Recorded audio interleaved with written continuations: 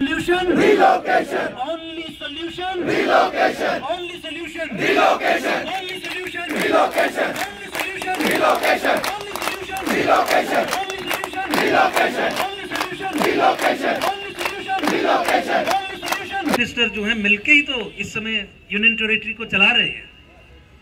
तो बहुत दुर्भाग्य की बात है कि आज जम्मू कश्मीर में 1990 के दशक से जो एक सिलसिला, एक जेनोसाइडल सिलसिला शुरू हुआ था, वो निरंतर चला आ रहा है। सक्सेसिव गवर्नमेंट्स ने फैसिलिटेट करने का काम किया, इस गवर्नमेंट ने उस प्रोसेस में पार्टिसिपेट करके इसको फर्दर परपेचुएट करने का काम किया, जिसके कारण आज 225वें दिन आप यहाँ पे और हमारे रिजर्व कैटेगरी के एम्प्लॉइज बेचारे वहां अम्बेडकर पार्क में लगातार बैठे और सुनवाई के लिए कोई नहीं। यही कहा जा रहा है कि जाके मरो, यही कहा जा रहा है ना सरकार की तरफ से। सरकार यही कह रही है कि जाओ, जियो तो जियो, मरो तो मरो। हम तुम्हें बचाने का प्रयास कर रहे हैं। झूठे आश्वासन, सिचुएशन का इनके कंट्रोल में ना होना, टारगेटेड किलिंग्स को नॉर्मलाइज करना। टारगेटेड किलिंग्स होना इस सरकार के लिए नया नॉर्मल है कि ये तो होती है, और फिर उसे सेक्युलर चोला पहनाना। कश्मीर कॉन्ड्रम सॉल्व कर दिया एलजी साहब ने। बिल्कुल, नॉर्मलाइज करना, ये कहना कि टारगेटेड किलिंग्स तो अब नया नॉर्मल है। जम्मू कश्मीर में जो जिहाद की समस्या है, और आप सब लोग, हम भी यहाँ पे जम्मू में बैठे हुए लोग जिसके विक्टिम्स हैं, उस समस्या से खड़े होकर लड़ने का साहस ना केंद्र सरकार में बचा है, तो ना यूटी एडमिनिस्ट्रेशन में बचा है।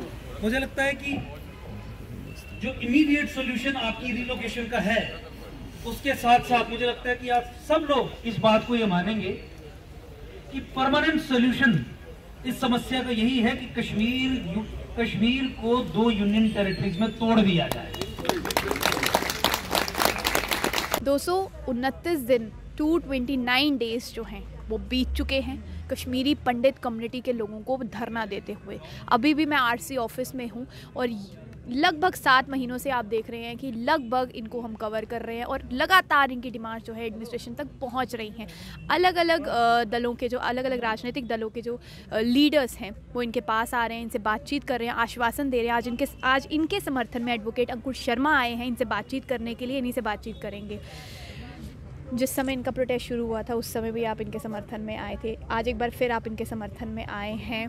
क्या कहना चाहेंगे, क्यों इतना लंबा वक्त जो है एडमिनिस्ट्रेशन को लग रहा है इनके डिमांड्स को आगे रखते हुए? देखिए, एडमिनिस्ट्रेशन जो असल समस्या पीएम पैकेज एम्प्लॉयज़ या जो रिजर्व कैटेगरी एम्प्लॉयज़ कश्मीर में फेस कर रहे हैं और टारगेटेड किलिंग्स की पृष्ठभूमि में कह रहा हूँ, मुझे लगता है कि उस असल समस्या पर पर्दा डालने का काम कर रही है। टारगेटेड किलिंग्स को नॉर्मलाइज करने की कोशिश की जा रही है यूटी एडमिनिस्ट्रेशन के द्वारा।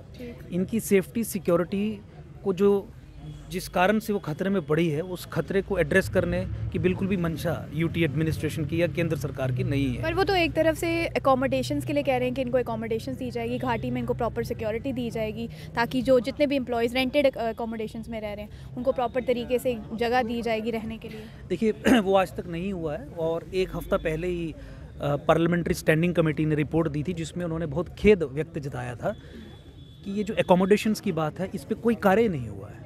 हज़ारों की संख्या में अपार्टमेंट्स हैं जिनका कोई हिसाब किताब ही नहीं है बने हैं। अच्छा। डिलेज के बारे में पार्लियामेंट्री कमेटी ने सरकार को फटकार लगाई थी।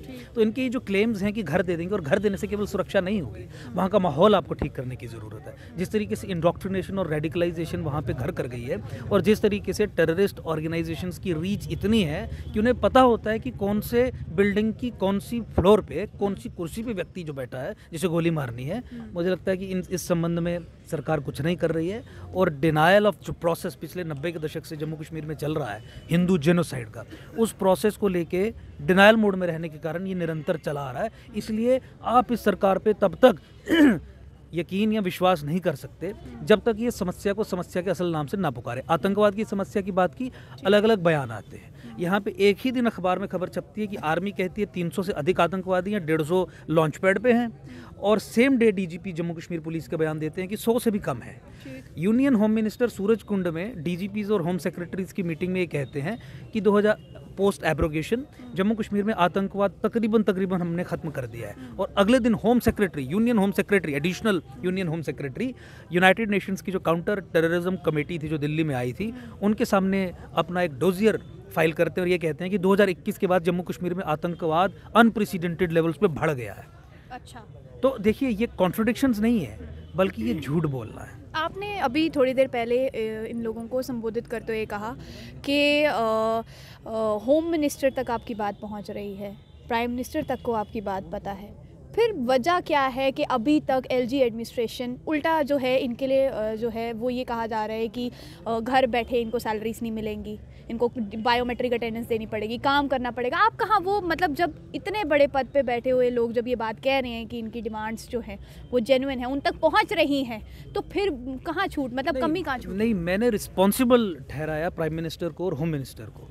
मैंने अपनी स्पीच में ये कहा कि एलजी आइसोलेशन में काम नहीं कर रहे हैं और यूटी एडमिनिस्ट्रेशन जो है वो होम मिनिस्टर और प्राइम मिनिस्टर डायरेक्टली उसे मॉनिटर करते हैं। होम मिनिस्ट्री तो यानी उन्हें पता ही है, वो रिस्पॉन्सिबल हैं इन परिस्थितियों के लिए, वो रिस्पॉन्सिबल है। मैंने उनकी रिस्पॉन्सिबिलिटी आज फिक्स करने की कोशिश की कि आप केवल एलजी के गले में घंटा मत बांधिए। अच्छा, home minister is equally responsible and the prime minister of the country is also equally responsible जो इन लोगों की प्लाइट है। और उसका मुख्य कारण ये है कि जगह जगह पे जाके झूठ बोलते हैं। जम्मू कश्मीर में जिहाद और आतंक की समस्या को लेके आज तक हिंदू नरसंहार को लेके डिनायल मोड में रहते हैं, नहीं मानते हैं कि 1990 के दशक से जो शुरू हुआ था वो हिंदू नरसंहार था। टारगेटेड किलिंग्स को सेक्युलराइज करने की कोशिश करते हैं। ये कहते हैं कि अगर हिंदू मरा तो मुसलमान भी तो मरा। ये नहीं बताते कि हिंदू इसलिए मरा क्योंकि वो हिंदू था, और ये नहीं बताते कि मुसलमान इसलिए मरा कि हो सकता है वो आपस का उनका कोई गद्दार हो, कोई डिसएग्रीमेंट हो, आपसी कोई समस्या हो। टारगेट का आधार धर्म है जम्मू कश्मीर में, और धर्म है गैर मुसलमान। अगर आप गैर मुसलमान हो then you are a target in Kashmir, और निरंतर वो 90 के दशक से चला आ रहा है। जिहाद की समस्या जो है वो एक व्यापक रूप जम्मू कश्मीर में ले चुकी है, और इस सब समस्या को कवर करने का काम, इसे नॉर्मलाइज करने का काम, इस संबंध में झूठ बोलने का काम हमारी एडमिनिस्ट्रेशन करती है, हमारी स्टेट करती है। State of India as a political entity in whole वो करती है। और आज देखिए 229th डे ये लोग क्या मांग रहे हैं? ये लोग सुरक्षा मांग रहे हैं, और वहाँ से क्या बयान आता है कि तुम्हें तनख्वाह नहीं दूंगा। जैसे इन्होंने बहुत बढ़िया कहा कि ये डीडीओ के लेवल की बात है, तनख्वाह की बात डीडीओ करेगा, जो एक गैजेटेड अधिकारी है, बहुत छोटे दर्जे का इन कंपैरिजन टू एलजी या होम मिनिस्टर अधिकारी है। आप उस लेवल पे स्टूप डाउन कर रहे हैं, आप अपनी रिस्पॉन्सिबिलिटी से अपना पल्ला झाड़ने की कोशिश करते हैं।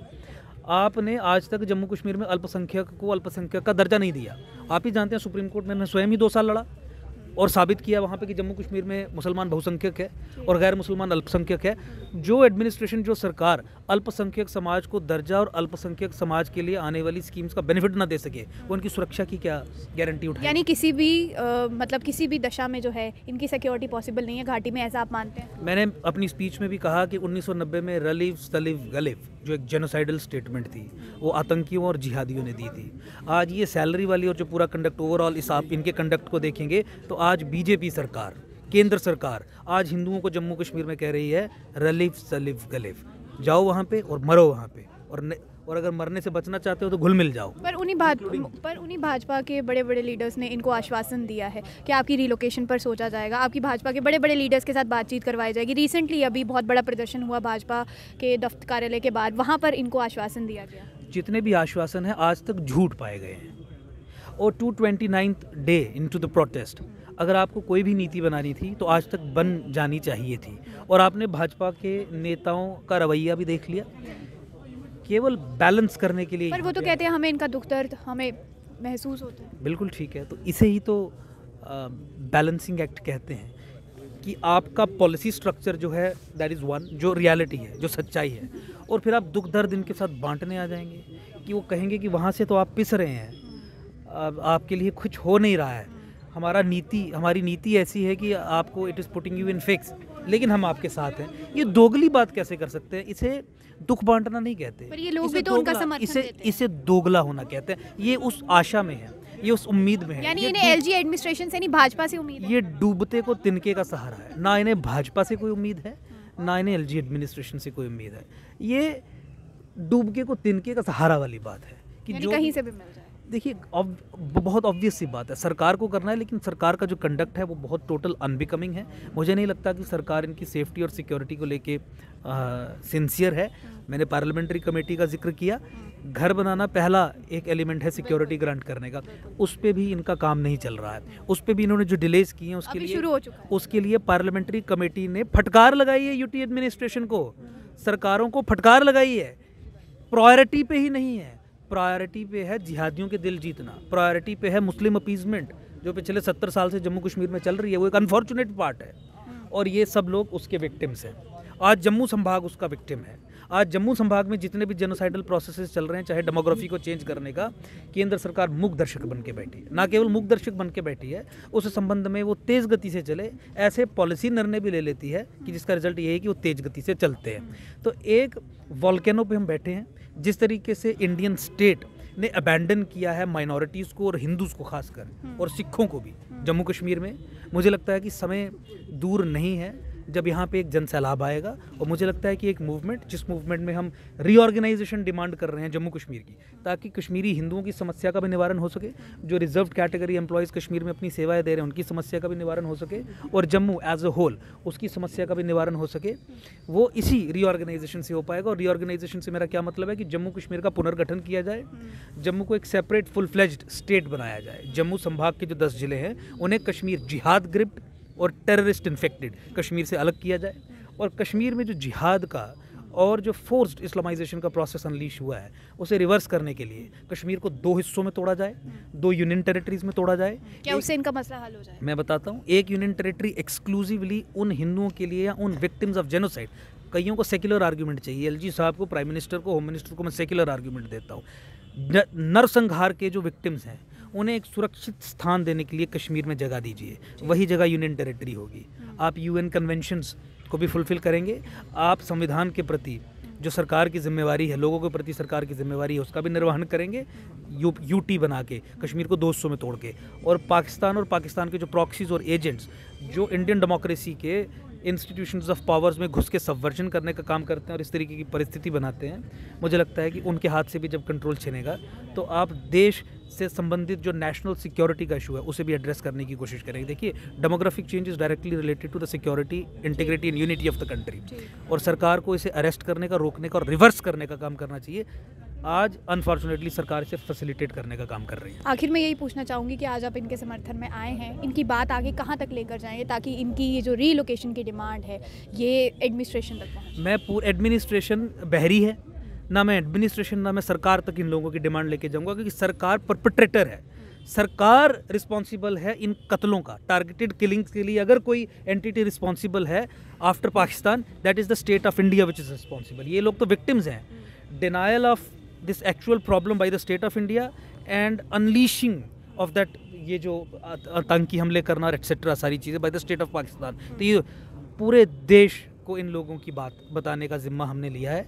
पूरे जम्मू संभाग के लोगों को इन लोगों के समर्थन में मोबिलाइज़ करना, जो हम शुरू से कर रहे हैं, और अब देश में भी, क्योंकि देश में भी हमें मौका मिलता है देश में भी ऐसे व्यक्तियों से मिलने का जिनका राष्ट्रीय स्तर पे प्रभाव है, जो सत्ता से जुड़े हुए नहीं हैं, जो सनातन को बचाने के लिए, सभ्यता को बचाने के लिए, राष्ट्र में विश्वास रखने वाले बड़े बड़े लोग हैं।